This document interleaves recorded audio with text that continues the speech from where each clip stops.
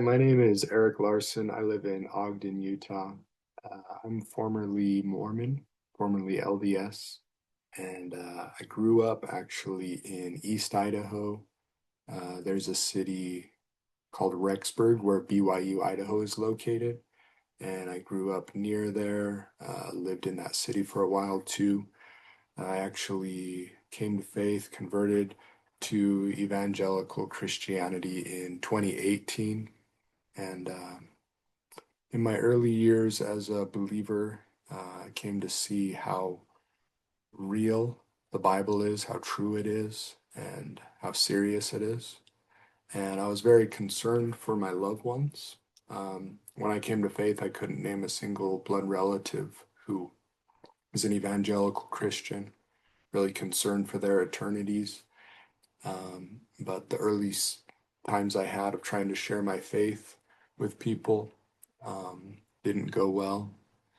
It was then in 2020 that some people from the No Place Left ministry came, and that ministry teaches simple tools for evangelism, simple tools, ways to get started in making disciples. And it was shortly after I became involved with that ministry that I met Logan Wolf. And that was 2020. That was during COVID. And around the time I met Logan, he invited me to go through a discipleship series with him called Commands of Christ, this 10-part series. It's really good. And then right after that, he invited me to turn around and help him train a few other people in it. So we did that together over Zoom, went through that 10-part series online. And that was the first time that I was invited to step into ministry that way of,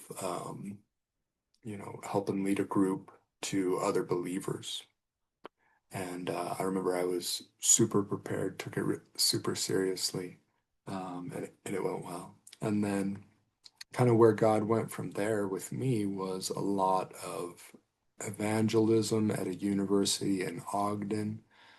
So I was going like, I really wanted people to know the gospel. To this day, I've never been like out and about in a park or in a shopping mall or something, and a born again Christian came up and tried to explain the gospel to me.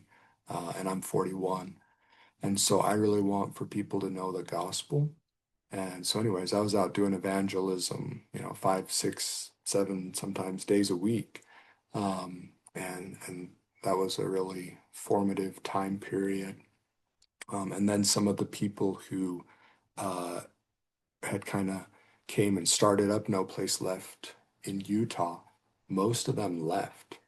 And then there was a need for um, others to carry it on.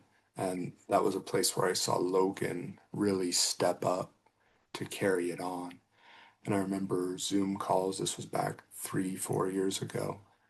He would be doing Zoom calls with people, from like Ogden to Provo and outside of that too in Utah, and just like pouring into us and helping us to carry this stuff forward.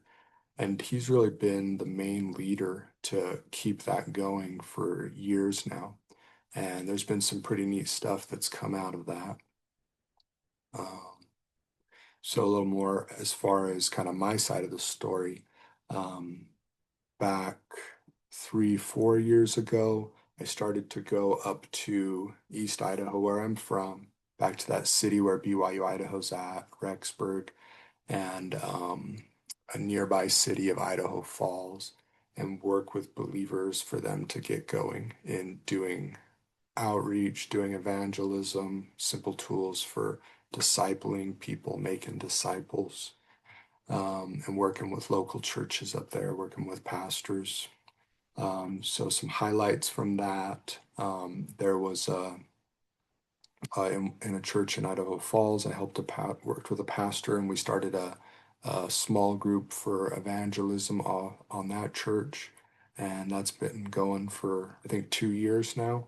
And a local Christian in the church has really stepped up as a leader to keep that going. That's a highlight. And then over in Rexburg, we've done a rollout, a series of trainings with evangelism time, and so the a big training was mid 2025.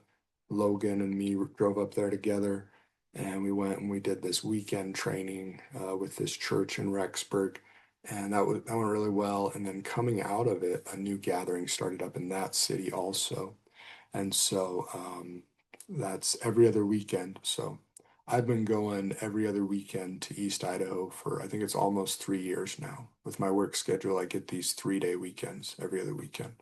So I go up on those, and God's been doing a lot of neat things through it. But for a little over a year now in Rexburg, I've been leading a gathering, uh, Great Commission themed, and we do evangelism time afterward.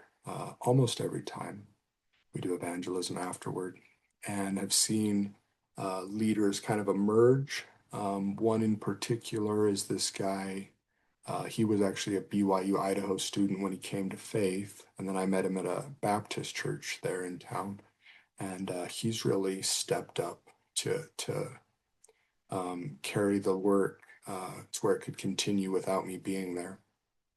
Um, and one one neat highlight was that so this mission team group of people from Florida keeps coming to prayer walk in Rexburg, and he was saying to him, "Well, what if we don't just prayer walk, but what if we also do evangelism, have conversations with people?" And so around 4th of July this year, him as well as myself did a training to one of those mission teams on how to have spiritual conversations with Mormons. And then we went and did ministry for a lot of outreach over the next 2 days after that. So that was a real highlight to see this continuing across generations from people, Logan and others pouring into me and me pouring into others, and then them training others. And really, we really want the gospel to go out.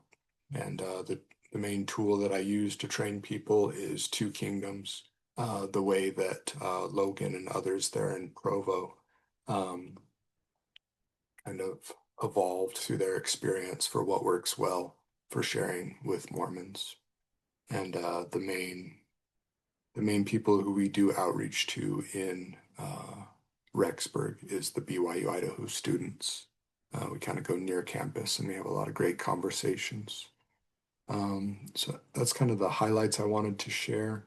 And then I also would say, as a believer in Utah, I've learned about the importance of there being unity in the body of Christ where there can be, across different churches and denominations. And so I just want to thank you guys for your part in helping Logan to come out to Utah.